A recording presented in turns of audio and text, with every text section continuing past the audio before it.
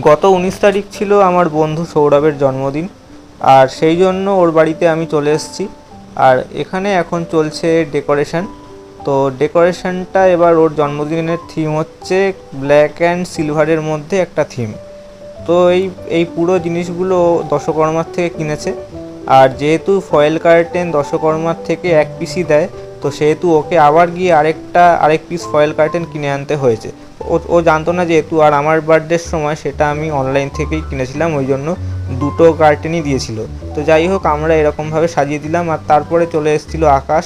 তো আকাশের যেহেতু কাজ ছিল ওই জন্য কাজ করে তারপরে এসছে, সেহেতু ও আগে জয়েন করতে পারেনি।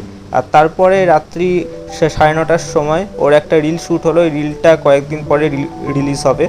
আর আর সেই রিলটা শ্যুট করার পর এখানে কেক কাটিং হলো। তো কেক কাটিংয়ের ভিডিওটা নেওয়া হয়নি। আর এখানে সৌরভ একটু পাগলামি করছে আর আমরা কোল্ড ড্রিঙ্কস খেয়ে বিরিয়ানি খাচ্ছি।